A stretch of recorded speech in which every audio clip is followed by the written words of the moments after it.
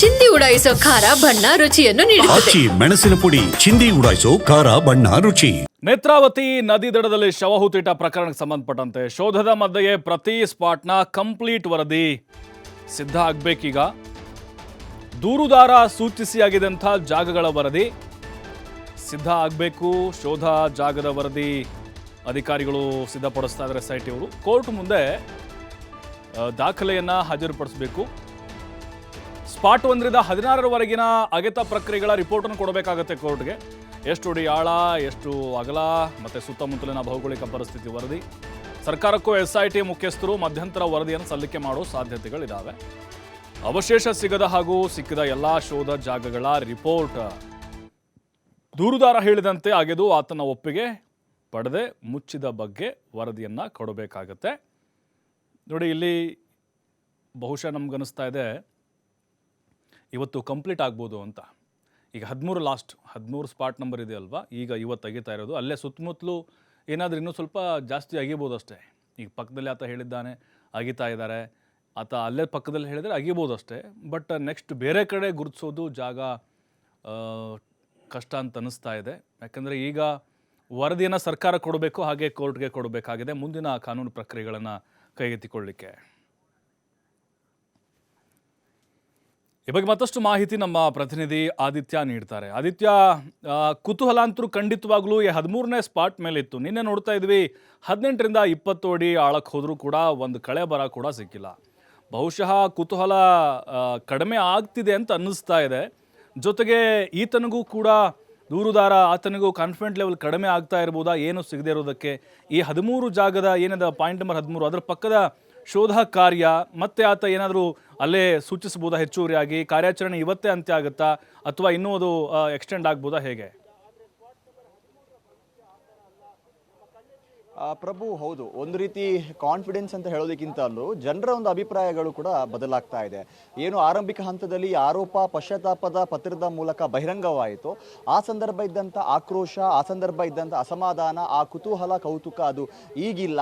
So ಇಷ್ಟು ದೊಡ್ಡ ಕಾರ್ಯಾಚರಣೆ ಆಗ್ತಾ ಇದ್ರು ಕೂಡ ಜನ ಒಂದು ರೀತಿ ವಿಶ್ವಾಸವನ್ನ ಹಂತ ಹಂತವಾಗಿ ಕಳೆದುಕೊಂಡು ಬರ್ತಾ ಇದ್ದಾರೆ. ಹಂತ ಹಂತವಾಗಿ ಎಷ್ಟರ ಮಟ್ಟಿಗೆ ಕಾರ್ಯಾಚರಣೆ ನಡೆದು ಅದರಲ್ಲಿ ಏನೂ ಫಲಿತಾಂಶ ಸಿಗ್ತಾ ಇಲ್ವೋ ಅದೇ ಆಧಾರದಲ್ಲಿ ಜನರ ವಿಶ್ವಾಸ ಕೂಡ ಕಮ್ಮಿ ಆಗ್ತಾ ಇದೆ.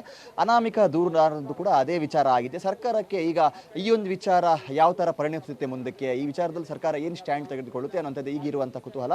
ಸದ್ಯ ದೃಶ್ಯದಲ್ಲಿ ಗಮನಿಸ್ತಾ ಹೋಗ್ಬೋದು. ಪಾಯಿಂಟ್ ನಂಬರ್ 13ರ ಕಾರ್ಯಾಚರಣೆ ಸರಿಸುಮಾರು 4 ಗಂಟೆಯಿಂದ ಚಾಪ್ಟರ್ 2 ಅಂತ ಹೇಳ್ಬೋದು. ಇದನ್ನು ನಿನ್ನೆ ಚಾಪ್ಟರ್ 1 ಮುಗಿಸಿದ್ರು. ಇವತ್ತು ಅದರ ಪಕ್ಕದಲ್ಲೇ ಇನ್ನೊಂದು ಕಾರ್ಯಾಚರಣೆ 13/A ಇದರ ಕಾರ್ಯಾಚರಣೆಯನ್ನು ಆರಂಭ ಮಾಡಿದ್ದಾರೆ. ಮಧ್ಯಾಹ್ನ 12ವರೆಗೆ ಆರಂಭವಾದಂತಹ ಕಾರ್ಯಾಚರಣೆ ಈಗ ಒಂದು ಆಳದ ಲೆಕ್ಕಾಚಾರದಲ್ಲಿ ನೋಡೋದಾದ್ರೆ ಸರಿಸುಮಾರು 12ರಿಂದ 13 ಅಡಿ ಆಳಕ್ಕೆ ಹೋಗಿರುವಂಥ ಸಾಧ್ಯತೆಗಳು ಕಾಣಿಸ್ತಾ ಇದೆ. 13-14 ಅಡಿವರೆಗೂ ಕೂಡ ಹೋಗಿದೆ. ಕ್ಷಣಕ್ಕೂ ಕಾರ್ಯಾಚರಣೆ ತೀವ್ರತೆಯನ್ನು ಪಡಿತಾ ಇದೆ.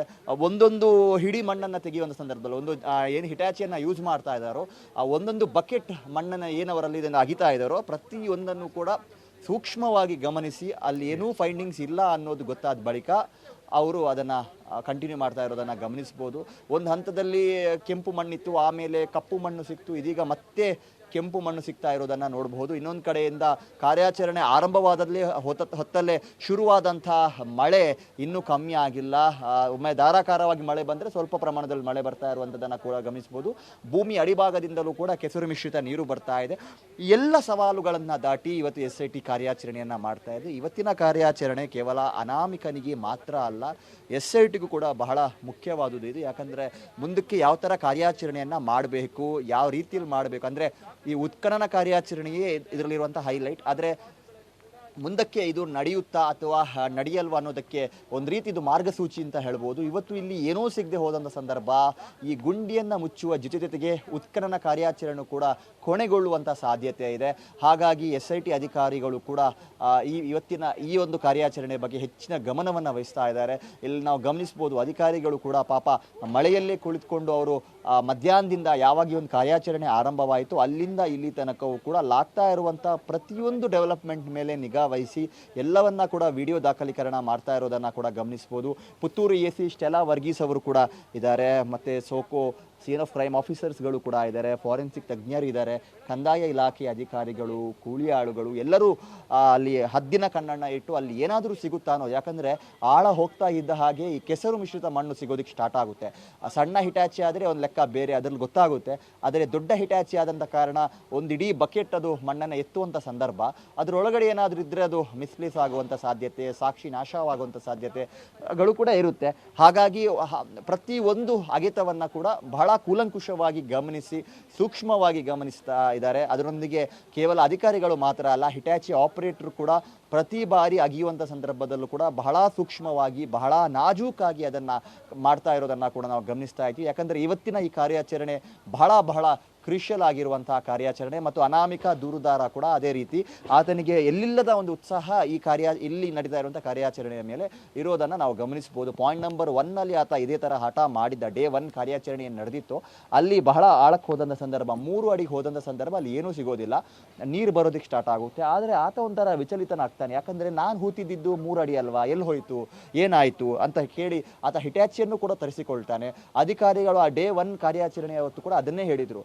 ಎಲ್ಲಿವರೆಗೂ ಕೂಡ ಅನಾಮಿಕ ದೂರುದಾರ ಮತ್ತು ಆತನ ಪರವಾಗಿರುವಂಥ ವಕೀಲರ ಮುಖದಲ್ಲಿ ಒಂದು ಸಾರ್ಥಕತೆ, ಸಂತೃಪ್ತಿ ನಮ್ಗೆ ಕಾಣ ಸಿಗುತ್ತೋ, ನಾವು ಉತ್ಖನನ ಮಾಡಿರುವಂಥದ್ದು ಸರಿಯಾಗಿದೆ, ಆಳಕ್ಕೆ ಹೋಗಿರೋದು ಸರಿಯಾಗಿದೆ, ನಮ್ಮ ಕಾರ್ಯಾಚರಣೆ ಸರಿಯಾಗಿದೆ ಅನ್ನೋದು ಅವರ ಮುಖದಲ್ಲಿ ನಮ್ಗೆ ಯಾವತ್ತು ಕಾಣಿಸುತ್ತೋ ಅಲ್ಲಿವರೆಗೂ ನಾವು ಕಾರ್ಯಾಚರಣೆ ಮಾಡ್ತೀವಿ. ಅಂದರೆ ಮಿನಿಮಮ್ ಒಂದು ಪ್ರೋಟೋಕಾಲ್ 8 ಅಡಿ, ಅಂದರೆ 8 ಅಡಿವರೆಗೂ ಕೂಡ ಅವ್ರಿಗೆ ಒಂದು 6 ಅಡಿವರೆಗೂ ಕೂಡ ಅವ್ರಿಗೆ ಪ್ರೋಟೋಕಾಲ್ ಇತ್ತು ಅಲ್ಲೆಲ್ಲ. ಆದರೆ ಇಲ್ಲೂ ಕೂಡ ಅದು ಪುನರಾವರ್ತನೆ ಆಗ್ತಾ ಇದೆ. ಅಂದರೆ ಅನಾಮಿಕ ದೂರುದಾರ ಆ ಬಳಿಕ ಬಹಳ ಉತ್ಸಾಹ, ಬಹಳ ಹುಮ್ಮಸ್ಸು, ಬಹಳ ಕುತೂಹಲ, ಬಹಳ ಕೌತುಕದಿಂದ ಮಾಡ್ತಾ ಇರುವಂಥ ಕಾರ್ಯಾಚರಣೆ ಈ ಕಾರ್ಯಾಚರಣೆ 13ನೇ ಕಾರ್ಯಾಚರಣೆ. ಅಂದರೆ ಇಲ್ಲವಾದಲ್ಲಿ SIT ಅಧಿಕಾರಿಗಳು ಒಂದು ಕಡೆಯಲ್ಲಿ ಅಷ್ಟು ಆಳಕ್ಕೆ ಅಗೆದು ಅದನ್ನು ಮುಚ್ಚಿ ಮತ್ತೆ ಇನ್ನೊಂದು ಕಡೆಯಲ್ಲಿ ಅಷ್ಟೇ ಆಳಕ್ಕೆ ಹೋಗ್ತಾ ಇರೋದು ನಿಜಕ್ಕೂ ಕೂಡ ಬಹಳ ಆಶ್ಚರ್ಯಕರವಾಗಿರುವಂಥದ್ದು.